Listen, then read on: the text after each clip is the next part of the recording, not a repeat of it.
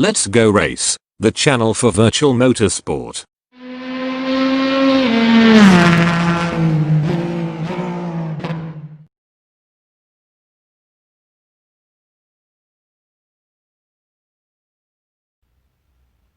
Hallo und herzlich willkommen zu einem neuen Video auf meinem YouTube-Kanal. In diesem Video geht es um das Simtek Simulators Hydraulic 2-Pedal Set in der Racer Edition. Dies ist eines der zwei erhältlichen Zwei-Pedal-Sets, welches Simtek anbietet. Das Hydraulic Pedal Set wurde mir von der Firma Simtek Simulators, welche diese Pedale herstellt, zur Verfügung gestellt. Zuerst gehen wir auf den Paketinhalt ein, welchen wir bestellen können. Beginnen wir mit dem Kabel, um die Pedale mit dem PC zu verbinden. Das Kabel ist 2,3 Meter lang. Es gibt drei verschiedene Varianten, aus denen wir auswählen können. Die erste und auch günstigste Variante ist die USB-Kabeloption. Wenn wir die Pedale mit der USB-Kabeloption bestellen, können wir die Pedale direkt über USB an den PC anschließen. Neben der USB-Variante gibt es auch noch die SIMUCube 1 und SIMUCube 2 Option. Wenn man die Pedale in einer dieser Optionen bestellt, kann man die Pedale direkt an die SIMUCube Base anschließen. Das sieht dann so aus.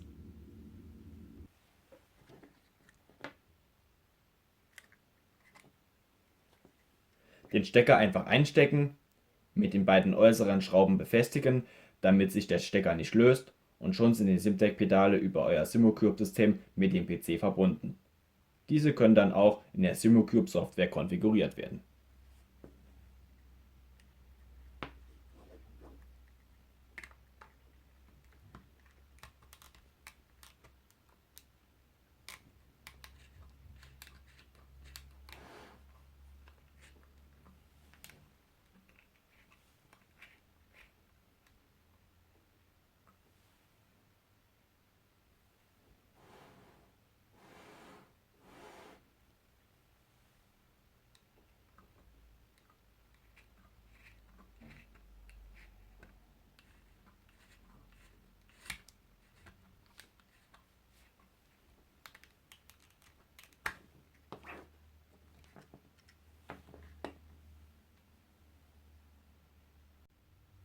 Wie man bei meinem Kabel sehen kann, habe ich auf der anderen Seite des Kabels zwei unterschiedliche Adapter. Einer ist für das Gaspedal und einer ist für das Bremspedal.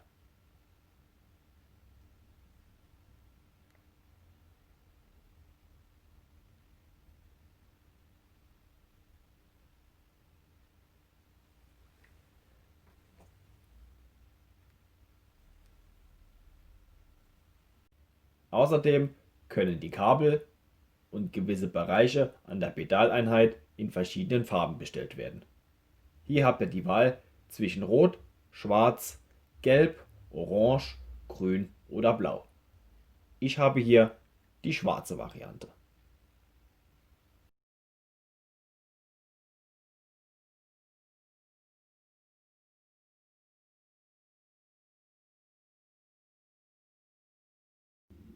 Zusammen mit den Pedalen bekommt ihr außerdem ein Paket mit verschiedenen Gummidämpfern. Zwei schwarze und zwei rote Gummidämpfer. Von jeder Farbe ist jeweils ein 1 cm dicker und ein 2 cm dicker Gummidämpfer enthalten. Außerdem könnt ihr euch auf Anfrage noch weitere Gummidämpfer in unterschiedlichen Varianten dazu bestellen.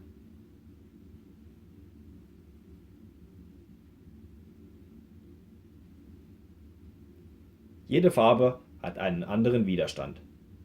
Der Widerstand dieser Gummidämpfer wird in Shore angegeben.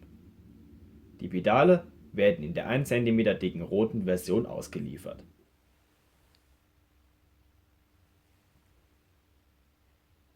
Diese haben einen Widerstand von 90 Shore und sind somit auch die Gummidämpfer mit dem härtesten Widerstand. Die schwarzen Gummidämpfer haben 70 Shore und haben somit einen geringeren Widerstand.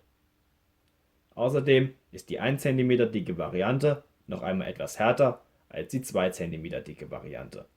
Mehr dazu aber später. Die schwarzen Scheiben haben keinen Einfluss auf das Bremsgefühl.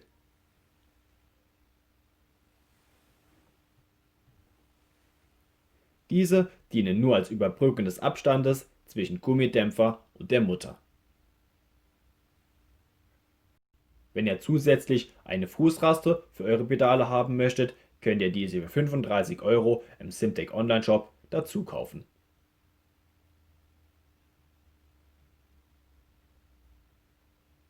Außerdem sind noch 4 20 mm lange M8-Schrauben dabei, um eure Pedale an eurem Simulator zu befestigen.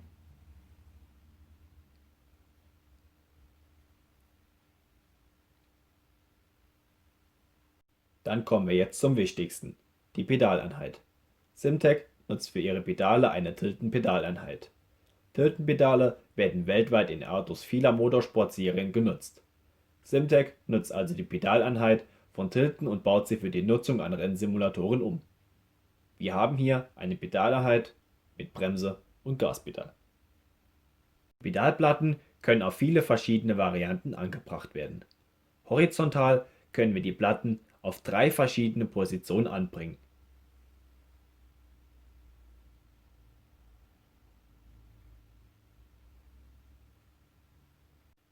Da die Löcher in den Platten vertikal versetzt angebracht sind, können die Platten auf 4 verschiedene vertikale Positionen angebracht werden.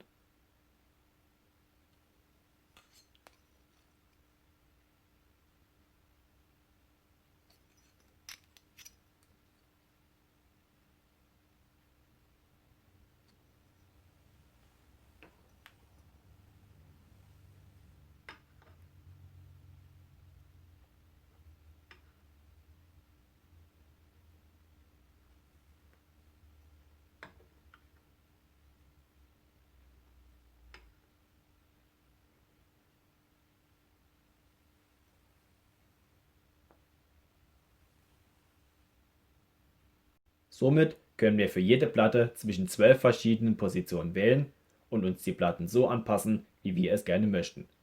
Außerdem sind in dem Paket 2 Grip Pads beigelegt. Diese können auf die Pedalplatten geklebt werden und ihr habt dann mehr Grip auf den Platten.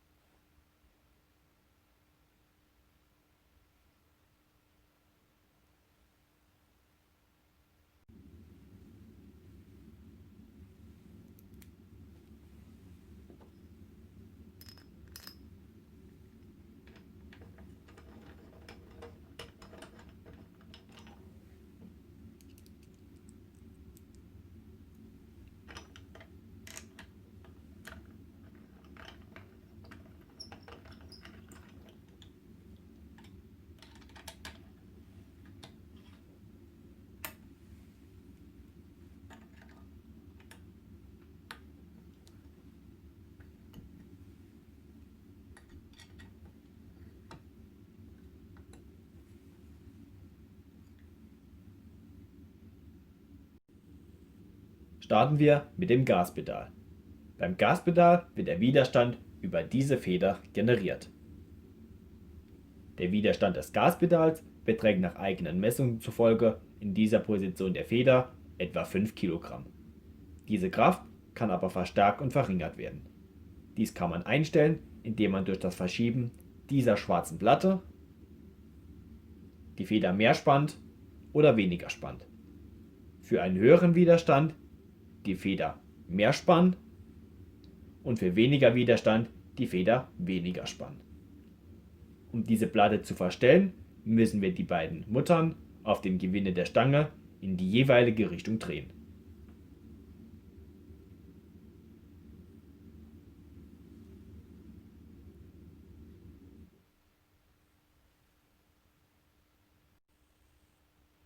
Den Pedalweg können wir ebenfalls verstellen. Wie weit wir das Pedal durchdrücken können, verstellen wir über diese Schraube.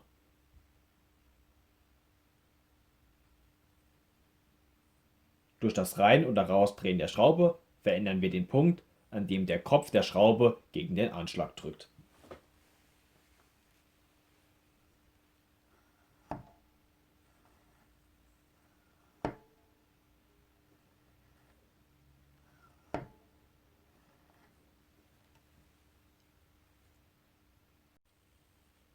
Über die Mutter auf der Rückseite des Gaspedals können wir außerdem die Position des Gaspedals verändern, also die Position, zu der das Gaspedal zurückgeht, wenn wir das Gaspedal nicht betätigen. Wenn wir das Pedal also weiter nach hinten haben wollen, müssen wir diese Mutter im Uhrzeigersinn drehen, damit diese Stange weiter nach hinten geht. Dabei müsst ihr allerdings auch beachten, dass sich bei diesem Vorgang die Federspannung ändert. Wenn ihr also die Pedalposition verändert, müsst ihr auch den Widerstand der Feder neu einstellen, damit der Widerstand wieder so wie vorher ist. Am Sensor des Gaspedals haben wir noch die Möglichkeit, das Gestänge auf eine andere Position zu befestigen. Die untere Position sorgt hierbei für eine etwas schärfere Reaktion. Dies kann man aber auch problemlos in den Simulationen selbst einstellen.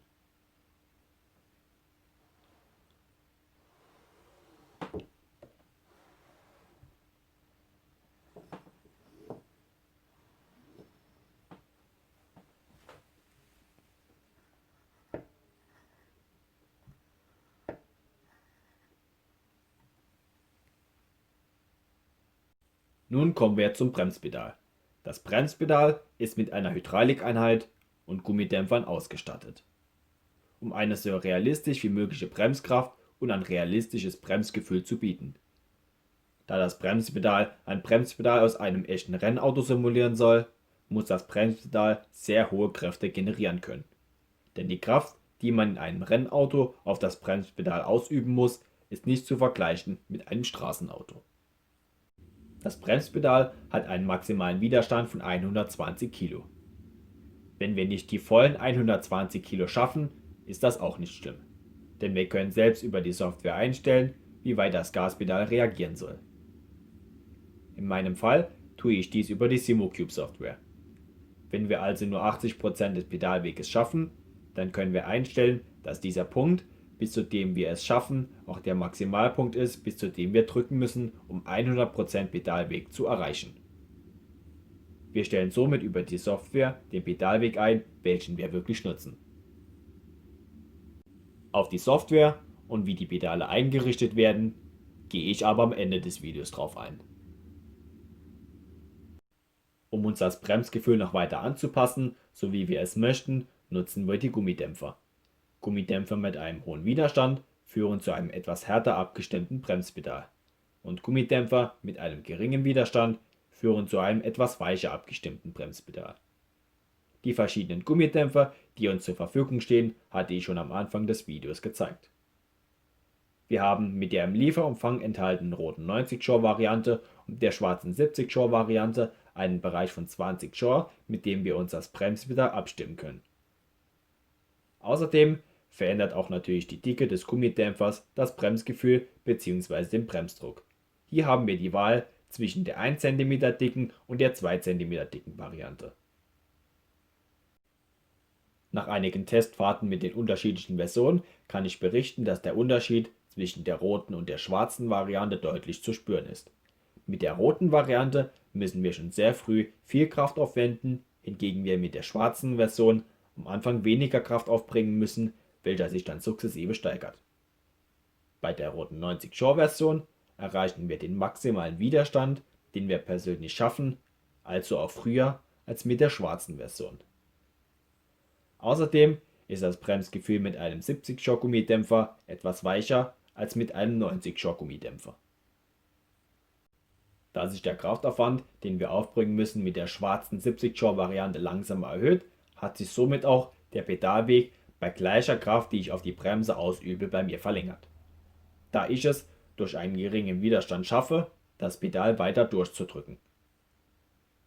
Die könnt ihr dann wieder über die Verstellmöglichkeit an der Hinterseite korrigieren, wenn ihr das möchtet.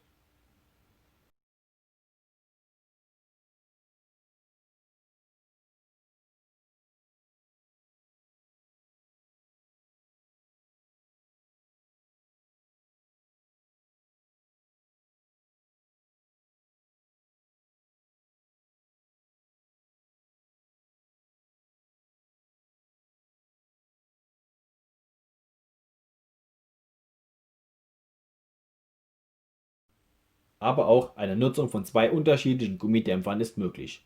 Durch die Verwendung eines Gummidämpfers mit einem geringen Widerstand zusammen mit einem Gummidämpfer mit einem hohen Widerstand haben wir am Anfang weniger Widerstand, da sich der Gummidämpfer mit dem geringeren Widerstand deutlich früher zusammendrückt als der Gummidämpfer mit dem hohen Widerstand. Und erst danach, ab einem gewissen Bremsdrucklevel, den wir auf die Bremse ausüben, drückt sich auch der härtere Gummidämpfer zusammen. Mit einer solchen Variante haben wir also zuerst wenig Bremsdruck durch den 70 Shore Gummidämpfer bis zu dem Punkt, an dem man den 90 Shore Gummidämpfer zusammendrückt und mehr Widerstand hat.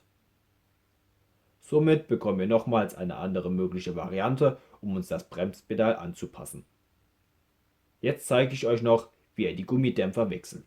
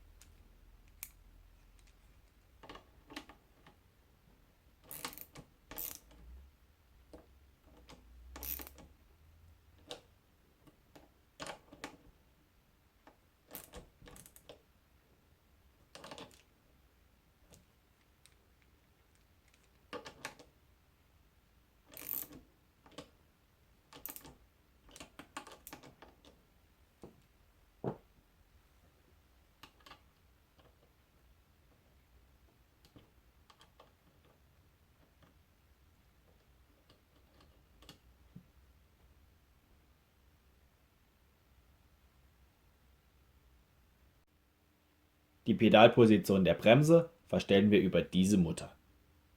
Also die Position, zu der das Bremspedal zurückgeht, wenn wir das Pedal nicht betätigen. Wenn wir die Mutter im Uhrzeigersinn drehen, kommt das Pedal näher zum Fahrer. Und wenn wir die Mutter gegen den Uhrzeigersinn drehen, etwas weiter weg vom Fahrer.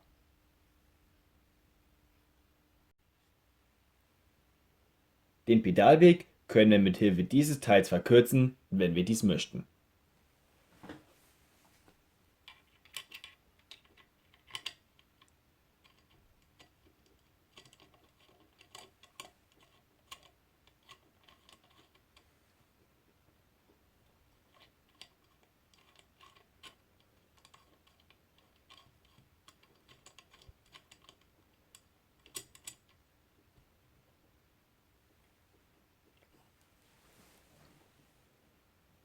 Wenn wir das Pedal jetzt durchdrücken, wird der Pedalweg begrenzt, weil die Gewindestange gegen den Anschlag drückt.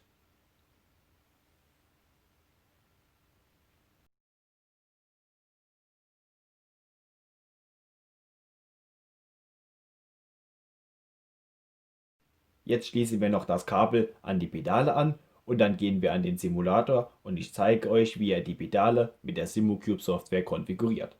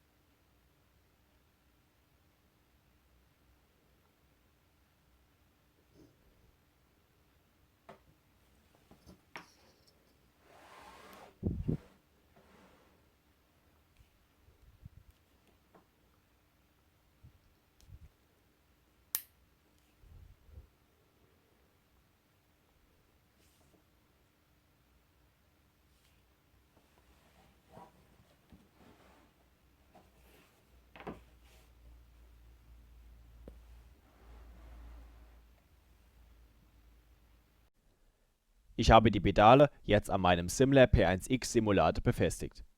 Außerdem habe ich die Pedale mit meinem SimuCube 2 System verbunden. Jetzt können wir die Pedale in der SimuCube 2 Software konfigurieren. In der SimuCube Software gehen wir dann in die Hardware Settings. Danach klicken wir auf Configure Analog Inputs.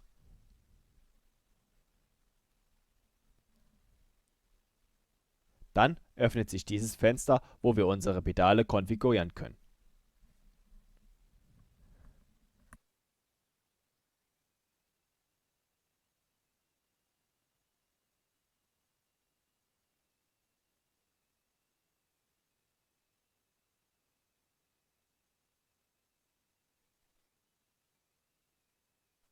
Beim Gaspedal müssen wir noch ein X bei Invert machen. Jetzt stellen wir den Pedalweg der Pedale ein, den wir nutzen möchten. Den Beginn des Pedalweges stellen wir bei Dead Zone Low ein.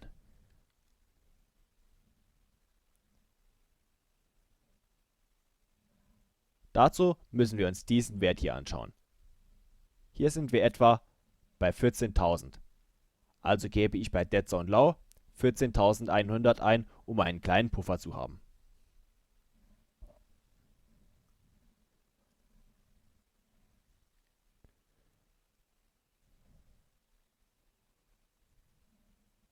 Das gleiche machen wir auch bei der Bremse. Bei der Bremse müssen wir allerdings beachten, dass Hydraulikpedale am Anfang einen kleinen Bereich haben, in dem sie sehr leicht sind. Dort haben wir so gut wie keinen Widerstand. Um diesen Widerstand zu überbrücken, reicht es, die Füße leicht auf das Bremspedal zu legen. Denn dieser Bereich soll nicht zum Pedalweg gehören, der von den Simulationen erkannt wird.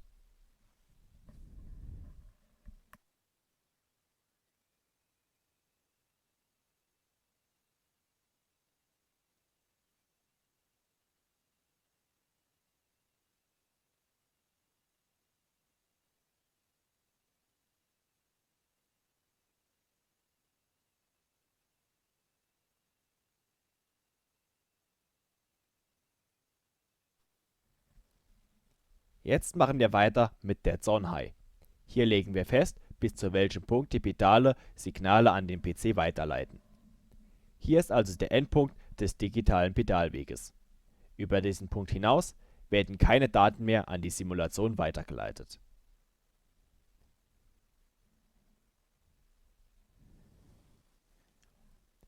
Ich drücke nun das Gaspedal komplett durch und bearbeite den Wert so lange, bis er für mich stimmt.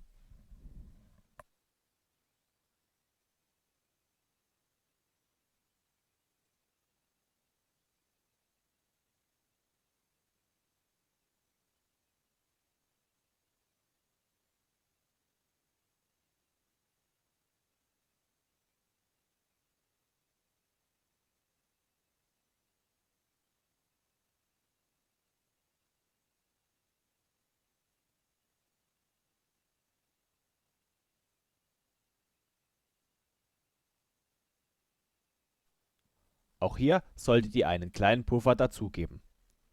Bei 29.800 habe ich 100% Pedalweg. Ich mache aber einen kleinen Puffer und nehme 30.000.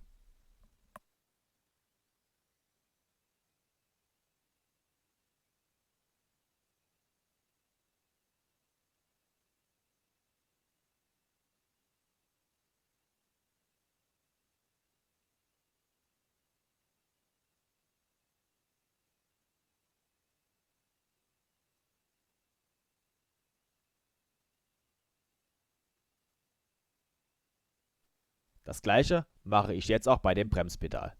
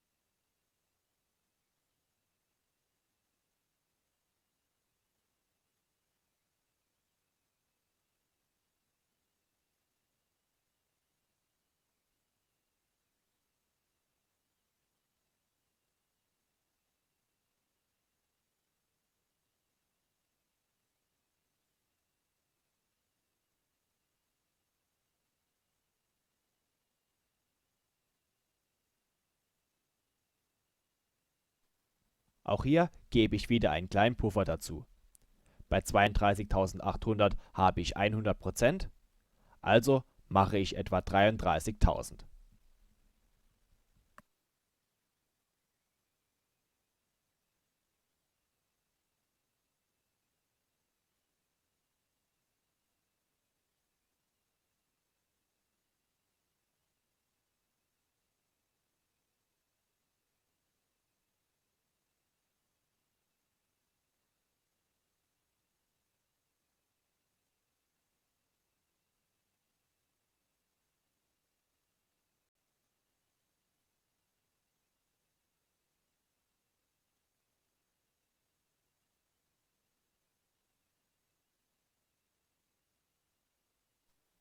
Beide Pedale sind jetzt konfiguriert.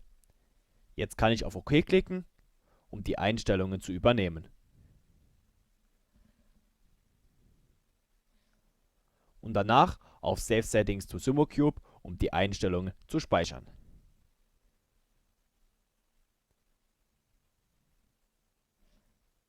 Die Pedale sind jetzt fertig konfiguriert und können in den Simulationen genutzt werden.